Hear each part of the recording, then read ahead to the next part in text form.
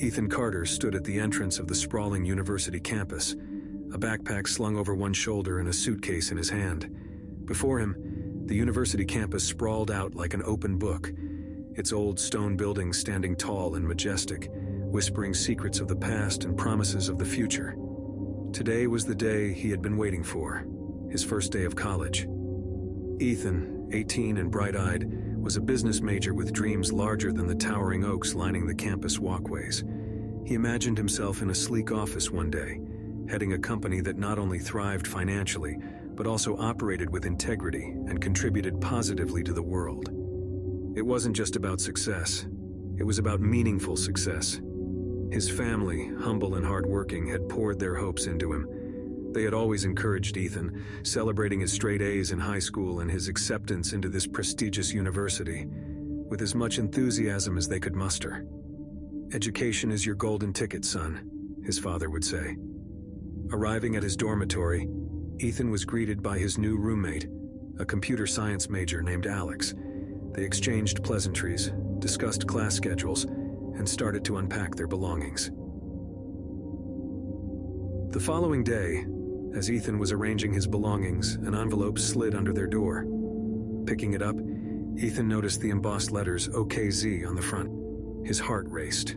Omega Kappa Zeta, the most prestigious fraternity on campus.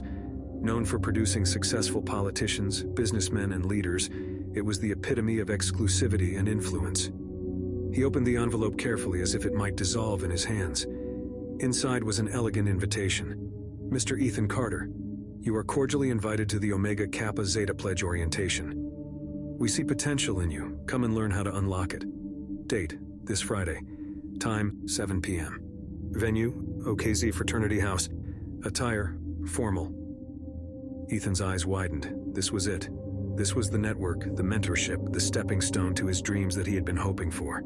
The stories he had heard about OKZ were legendary. Tales of senators and CEOs who were once members, who whispered that their time in OKZ had set them on the path to greatness. Excited, Ethan immediately called his parents. His mother's voice broke into joyful tears on the other end of the line. "Oh, Ethan," she exclaimed, "this is just the beginning. We are so proud of you." His father, steady and warm, added his own congratulations. "Remember," he said, "keep your eyes on the prize, son. Work hard, stay focused, and make us proud." "I will, Dad," Ethan promised, his voice steady, but his heart soaring like a kite on a bright day. As he hung up, he looked at the golden letters on the invitation again. OKZ wasn't just a fraternity, it was a promise of a future, a golden ticket into a world of opportunity. Friday night arrived quicker than Ethan had expected. Dressed in his best suit, which his parents had bought especially for job interviews, he found himself standing in front of the grand Omega Kappa Zeta fraternity house. The building was impressive, a stately mansion with tall windows that glowed warmly from within. Inside, the house was buzzing with excitement. The room was filled with young men like himself, each wearing expressions of anticipation and nerves. Elegant chandeliers hung from the ceiling, casting a soft golden light over everyone. In one corner, older fraternity members, confident and composed, mingled with potential pledges, answering their questions with practiced charm. Ethan felt a bit out of place, like a single new book in a library of classics. He didn't come from a wealthy family or have any connections to OKZ alumni. His admission here was a shot in the dark, fueled by grades, ambition, and a strong recommendation from a high school teacher. Just as Ethan was debating whether to approach a group of older members, a voice spoke beside him. "Feels a bit like we're stepping into a different world, doesn't it?" Turning, Ethan saw a fellow pledge, a young man with an easy smile and thoughtful eyes, standing next to him. His name, as he soon introduced himself, was Marcus Whitaker, also 18, and like Ethan, a first-year student. "Yeah, it's a little overwhelming," Ethan replied, grateful for the friendly face. Marcus chuckled warmly. "I'm a business major," he shared. "I hear the alumni network for OKZ is unparalleled. Could be a game changer for us." Ethan's eyes lit up at that. "Same here," he said. "I'm in the business program too. I want to create something that makes a difference, not just profit." A bond formed between them in that moment, one made of shared dreams and the tacit acknowledgement of the strange, grand environment they found themselves in. They spent the rest of the evening together, chatting about classes, life goals, and their similar discomfort with the somewhat pompous atmosphere of the event. As the night went on, Ethan and Marcus noticed something off about the older fraternity members. Though they were outwardly friendly and welcoming, there was a calculated manner to their movements, an undercurrent that felt almost rehearsed. It was subtle but unmistakable. Marcus leaned closer to Ethan and whispered, "Do you notice how they avoid certain questions?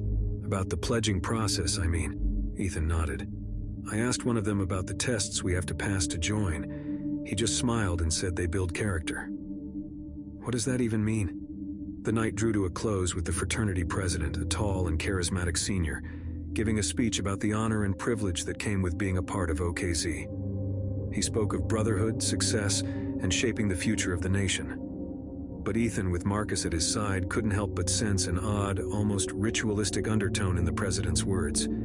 As they left the house together, Marcus turned to Ethan. "I really want to get into this fraternity," he said cautiously, "but I'm worried about the hazing. I've heard some really weird rumors about the things they make the pledges do."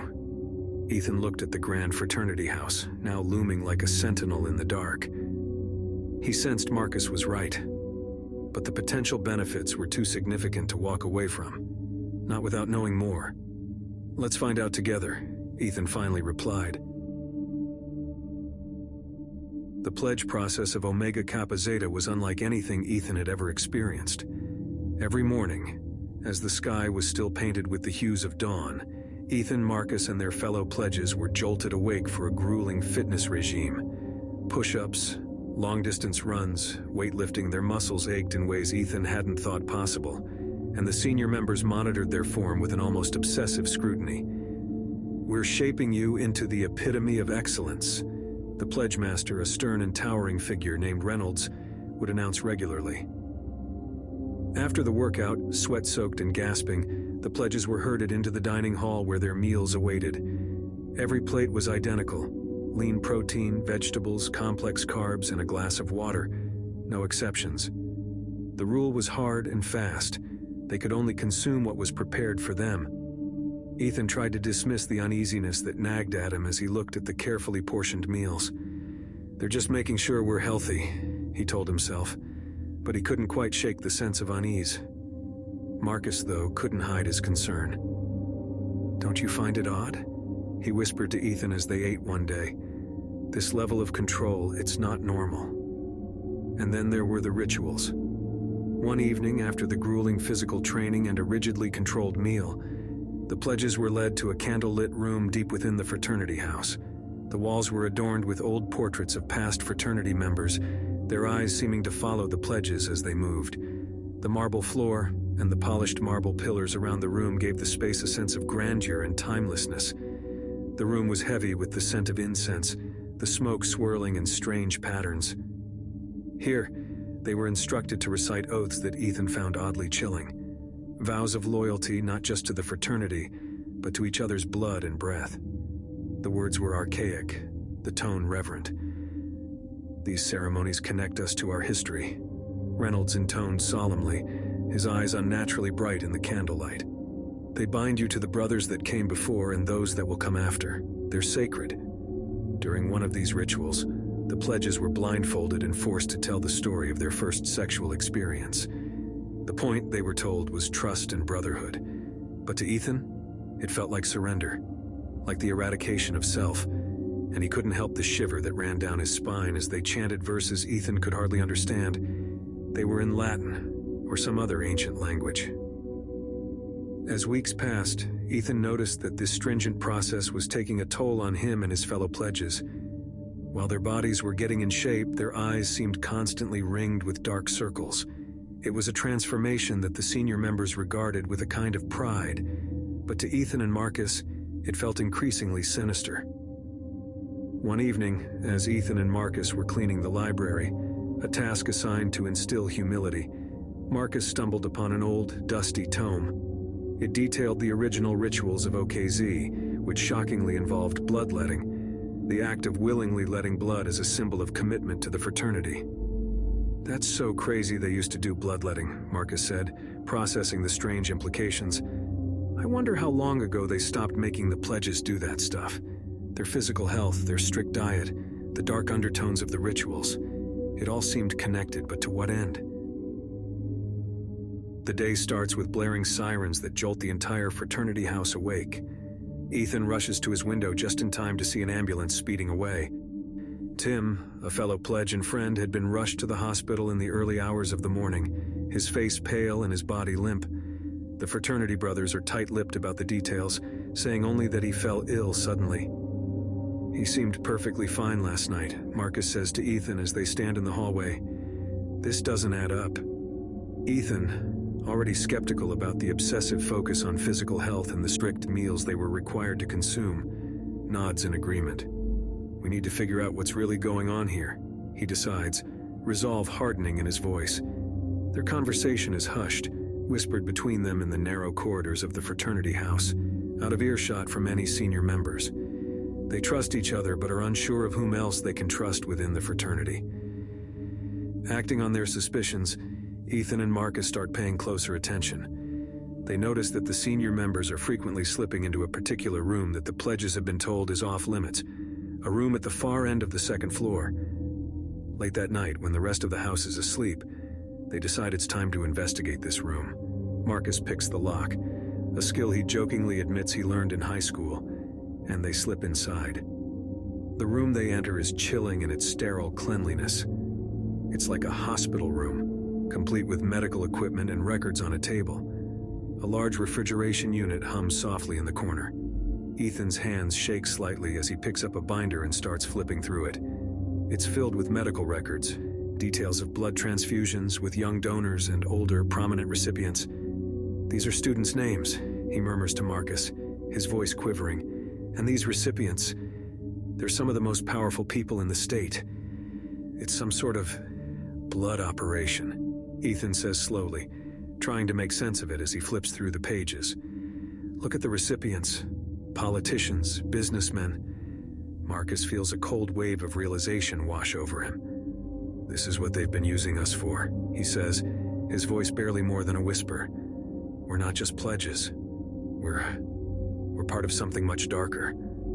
They now understand that the intense focus on physical health isn't just some fraternity tradition. It's preparation, conditioning them for the regular blood donations that are clearly a part of this secret operation. In the record books, Ethan sees that Tim was the most recent donor. Ethan exclaims, "Tim's hospitalization wasn't an accident. He had given blood, and something must have gone wrong during his donation." "We have to expose this," Ethan says firmly, looking into Marcus's eyes. "We can't let them continue doing this to us or to anyone else." Ethan and Marcus are now united by a secret they never wanted to discover. They know the truth about the fraternity, and it terrifies them. But what terrifies them more is the depth of the conspiracy. Some very powerful people are involved in this, making it dangerous for them to uncover further. Their fellow pledge Tim's condition remains stable but critical in the hospital. Visiting him becomes a somber ritual for Ethan and Marcus, a stark reminder of the dark path they are treading. "We can't let what happened to Tim happen to anyone else," Marcus states firmly on one of their visits. Looking down at Tim's unconscious form, tubes and wires connecting him to a web of machines monitoring his life. Ethan agrees, his face set in resolve. "We have to stop this. We need to expose OKZ for what it is." Their first move is to discreetly copy the medical records they found. They sneak back into the secret chamber in the dead of night, heartbeats racing, and take photos of each page using their phones.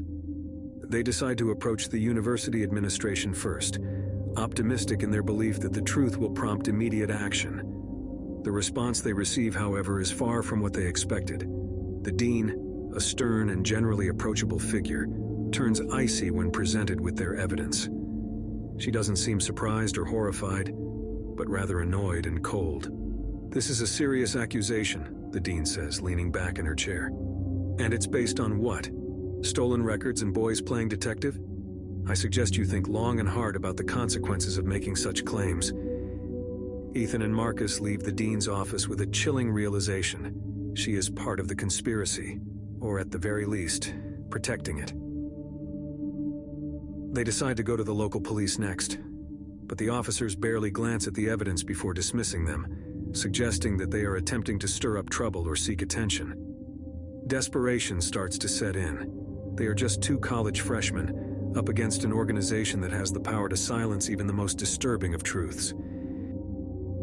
In a last-ditch effort, Ethan contacts a local newspaper. The reporter seems interested and agrees to meet them secretly to discuss the documents. As they hand over their evidence, Ethan feels a flicker of hope reignite. But that night, their world is turned upside down. Police officers, led by the same ones they tried to report to, arrive at their dorm rooms with a warrant for their arrest, charging them with theft of private medical records and breaking and entering into the secret chamber of the OKZ house. As they are handcuffed, Ethan catches a glimpse of the reporter speaking with one of the senior OKZ members. His heart sinks. The reporter was a plant, part of the web they are now tangled in. At the police station, inside a cold, stark interrogation room, Ethan sits defiantly. He knows he is in way over his head, but he refuses to back down. Suddenly, the door opens, and in walks a man he doesn't recognize, a stern figure with a practiced, authoritative stride. He introduces himself as a lawyer sent by the university to help him. "This is a clear misunderstanding," the lawyer states flatly, though there's no warmth in his eyes. "We will resolve this matter internally. You will be released into the custody of the OKZ fraternity while the investigation is ongoing." To Ethan, it feels like a death sentence. After what feels like an eternity, he is escorted back to the OKZ house not as a pledge but as a prisoner. The fraternity house, once a symbol of prestige and future success for Ethan, had transformed into a prison that reeked of cold authority. The ritual room inside the fraternity house is a stark, haunting room. The polished marble floors and pillars reflect the solemn grandeur of the space. At the center stands an ornate antique chair that resembles a throne, an eerie and uncomfortable seat where Ethan now finds himself restrained. Marcus stands beside the fraternity's senior members, his face impassive and his stance rigid. The mask he wore as Ethan's friend had fallen away, revealing his true role. A plant, a spy for the fraternity, tasked from the start with keeping a close watch on Ethan. "Why, Marcus?" Ethan's voice is a raw whisper, struggling to accept this painful revelation. Marcus doesn't flinch. His response is devoid of emotion, rehearsed and robotic. "I was assigned to you from the start," he replies, "to ensure you played by the rules and didn't discover our traditions." A cold shiver runs down Ethan's spine as he processes this betrayal.